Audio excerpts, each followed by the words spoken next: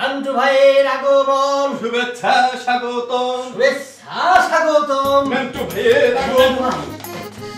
হই হই রই রই, চেয়ারম্যান সাহেব এবারে এই স্লোগান হয় নাই? চেয়ারম্যান সাহেবের আগমন, শুভেচ্ছা স্বাগতম, শুভেচ্ছা স্বাগতম। সব চেয়ারম্যান সাহেবের আগমন, শুভেচ্ছা স্বাগতম, শুভেচ্ছা স্বাগতম। চেয়ারম্যান সাহেবের আগমন। তুমি আর কত স্লোগান দেবে? বসেন মোমো, বসেন বসেন। দেখেন না কত বদিয়াল আছে আর বয়েন না শুধু বস আপনাদের লাগতেছে না, হেভি লাগতেছে। আচ্ছা এই কেমন লাগছে তো? এই একেবারে হাসা করতেছি। এখন কোন দেহি কেমন লাগে? অফিস ফের ফিটফাট কেমন লাগে আপনার কাছে? খুব সুন্দর হয়েছে। আমি হ্যাঁ তোমার উপর বেজায় খুশি হয়েছি। বস সবে তো শুরু করেছি, দেখেন কি করি। এখন দেখবেন কি হয় বুঝছেন। তার আগে মনে একটু প্রবলেমের কথায় আসি। আবার কিসের প্রবলেম? এই প্রবলেমটা হচ্ছে গিয়ে কাজ। আগামীতে আমরা কি কাজ করব এইটা। আরে মিয়া এই কথা না কইবা, তা কি করবা চাও? বস আপনি ওই আমাকে টিভি চ্যানেলগুলোর অবস্থা দেখছেন, ঘুরে ফিরে সেই একই নাটক। আর এই কারণে হচ্ছে কি কারণ? আমার টিভিতে তো কোনো প্রোগ্রাম নাই। হ্যাঁ। প্রোগ্রাম বানানোর জন্য তো টাকা লাগবে। ও চেকা, তা টাকা লাগলে আমার কাছ থেকে লিয়ে যাবার কও, ফোন লাগাও। প্রবলেম তো এইখানে না, প্রবলেম হচ্ছে অন্য হানে।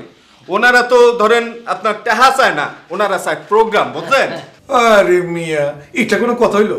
যাও তোমরা হালা প্রোগ্রাম বানাও না, মেয়ে নাটক বানাও। বস এতক্ষণ পর একটা কথা কইছেন, একখান নাটক বানাবেন। এই নাটক দেশের মানুষ দেখে কবে যে নান্টু সাহেব একখান নাটক বানাইছে আলাই দিলে। আর নাটক তো ধরেন বস আমাকে দেশে হইবে না, দেশে না না আমাকে নাটক হইবে সব বিদেশে। ওহ, মালয়েশিয়া, সিঙ্গাপুর, ব্যাংকক, এইখানে ওইখানে মরিশাস। একদম সিরিয়া কেটে হলাম। আর কিন্তু বস সমস্যা একটাই, ওই একটু টাকা পয়সা একটু বেশি লাগবে আর কি। আরে মিয়া নো প্রবলেম, টাকা কোনো ব্যাপার না, যত টাকা লাগে নিয়ে যাও। শুটিং কিন্তু সব দেশের বাইরেই করতে হবে। বস লুক, লড়বে না বস। লুক দেখছিস কি লুক? লড়বে না। আরে শালা, বস একটু মিষ্টি মিষ্টি হাসেন না। আরে আপনাকে খুঁজতেছে বাংলাদেশ, বুঝছেন স্যার?